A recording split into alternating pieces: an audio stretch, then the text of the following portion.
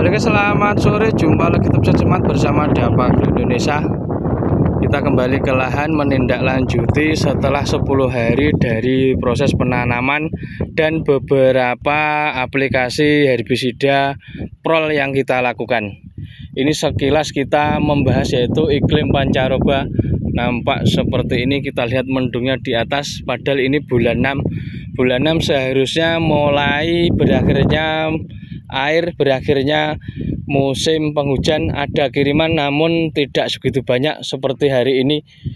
Dalam minggu-minggu ini air dari atas hujan meskipun tidak deras selalu mengguyur di kita Kabupaten Madun dan sekitarnya, bahkan sampai ujung timur Jember, Banyuwangi, Surabaya, Kediri, Blitar, Jawa Timur umumnya, khususnya di daerah kita sendiri Madun juga terimbas dari iklim yang ada kalanya bersahabat, ada kalanya tidak bersahabat. Namun ada sisi untung dan sisi ruginya. Dari sisi keuntungan kita bahas dari aplikasi herbisida kita. Nampak karena air macak-macak terus setelah aplikasi prol yang pertama sampai 10 hari ini terus digenangi air. Sisi positifnya yaitu beberapa rumput tidak ada tumbuh-tumbuh. Nampak kita dekatkan seperti ini. Ini salah satu kelebihan dari hujan, juga membantu ekonomis karena kita tidak beli air guys, karena cukup dari hujan, juga melindungi dari rumput yang harusnya tumbuh ini tidak tumbuh, bahkan nampak yang terlalu berair seperti ini ada 1-2 yang tenggelam karena terendam terlalu lama. Ini tak jadi masalah, tak jadi soal nanti karena ada waktu, yaitu dinamakan penyulaman dan pewatunan. Penyulaman ini dikondisikan mengambil dari kiri kanan yang lebat, yang subur, kemudian diambil untuk ditanam di sekelilingnya. Nampak kita dekatkan, nampak seperti ini, tidak ada rumput-rumput yang berarti, makanya di atas tanah yang menggunung, nampak rumputnya ada namun kecil. Ini bisa diatasi dengan herbisida golongan purna tumbuh yang ringan seperti golongan Ultron, Serendi, Besmirata, ataupun yang lebih tinggi yaitu Noplek. Karena kondisi banyaknya air ini saat hujan deras seperti ini mengalir ke sini, salah satu kelemahan di beberapa tempat yaitu terjadi seperti ini guys. Ini terlalu banyak air. Ini nanti juga ada waktu proses penyulaman yang nanti kita kerjakan di akhir setelah memupukan. Salah satu kelemahannya yaitu banyaknya sulaman karena genangan-genangan ini. Memang ada positif dan negatifnya, namun insya Allah untuk kali ini banyak positifnya untuk pertumbuhannya. Ini kita kondisikan kemarin langsung jadi, langsung tanam, sehingga kita mendahului dan nampak sudah menghijau. Untuk bibit tray seperti ini disarankan jangan lakukan pemupukan dulu, lakukan aplikasi yaitu pemberantasan rumput, pemberantasan menggunakan herbisida purna tumbuh, yaitu setelah tumbuh, di mana herbisida ini memberantas yang sudah tumbuh di rumput-rumputnya. Ini kita ulas sedikit mengenai kemarin herbisida yang kita pakai yaitu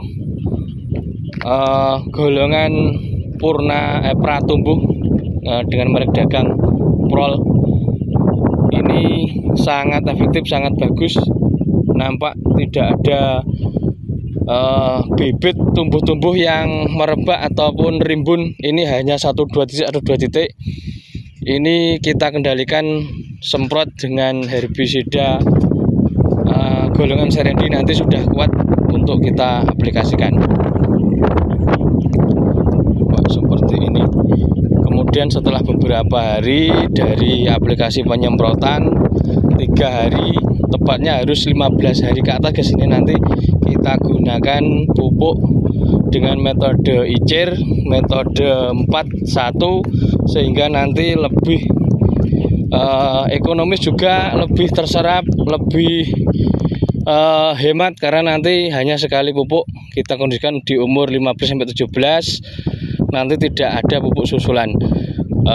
Nanti juga kita gunakan bakteri menguntungkan yang bisa disemprot, kita berbasis organik untuk menghancurkan sisa jerami yang berada di dalam tanah, juga nanti sebagai pupuk cukup sekali. Nanti kita dukung, kita dorong dengan golongan organik untuk merangsang pembusukan yang nantinya bisa digunakan sebagai pupuk.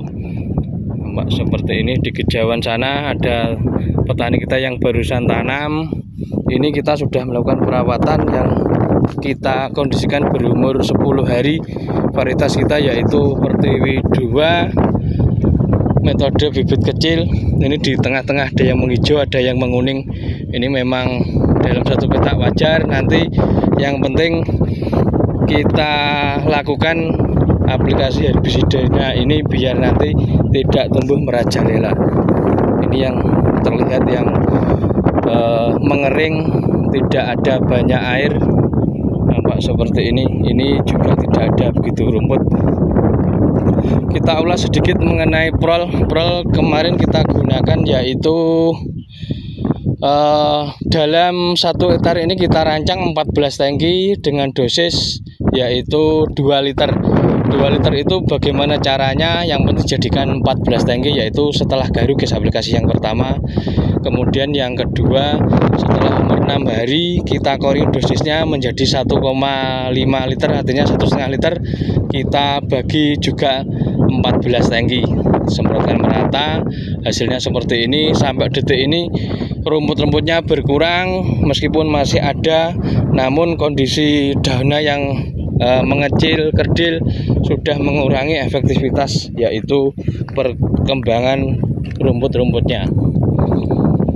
Ini kita kondisikan pupuk, nanti gunakan umur 17 hari, lebih bagus icir, disebar nggak apa-apa.